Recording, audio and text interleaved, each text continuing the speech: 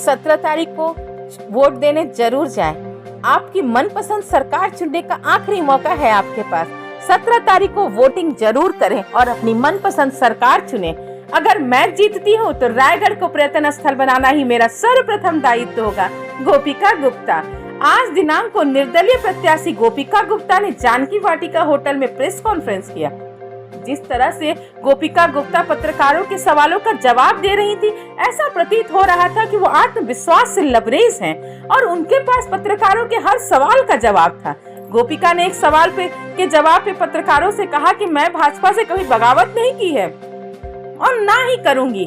भाजपा के लिए सेवा करना मेरा कल भी दायित्व था और आज भी है। मैं भाजपा के लिए कार्य करूंगी। मैं करीब 20 वर्षों से भाजपा के लिए ही कार्य कर रही हूं।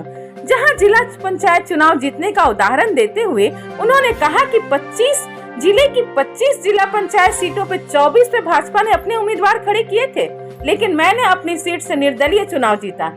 मेरा मकसद चुनाव जीतने के बाद रायगढ़ के आसपास पर्यटन स्थल बनाना और रायगढ़ को स्वच्छ सुंदर रायगढ़ का निर्माण करना है।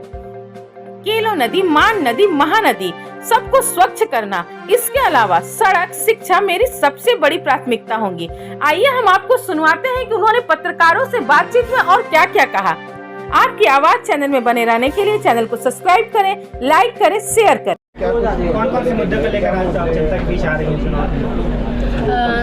मैं तो सबसे पहले शिक्षा का यहाँ जो स्थिति है उसको सुधारने के लिए, साथ ही साथ यहाँ पे जो सड़कें हैं बहुत ही बदहाल हैं, सड़कों को हम लोग अच्छे से अच्छा बना सकते हैं, ये भी मुद्दा है। और यहाँ पे पर्यटन स्थल कैसे विकसित करें, ये एक मुद्दा है, इसको हम लोग लेके जा रहे हैं। बताएंगे मैम किन किन मुद्दों को लेकर आप जनता के बीच पहुँच रहे हैं?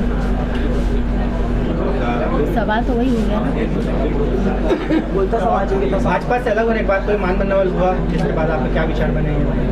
जी बिल्कुल, पार्टी की तरफ से फ़ोन आया था, ऐसे मान मनोबल की बात नहीं है। उन्होंने कहा था कि वास्तव में आपको चुनाव नहीं लड़ना चाहिए, लेकिन मेरा यही कहना है कि हम लोग हक की लड़ाई लड़ रहे हैं और हक की लड़ाई यदि लड़ते हैं तो जनता उनका सपोर्ट करती है। ये मेरे अकेले की हक की लड़ाई है, मेरे जैसे जितने भी हैं रायगढ़ ज़िले में उनके हक की लड़ाई है। रायगढ़ ज़िले की महिलाओं के सम्मान और गौरव की लड़ाई है।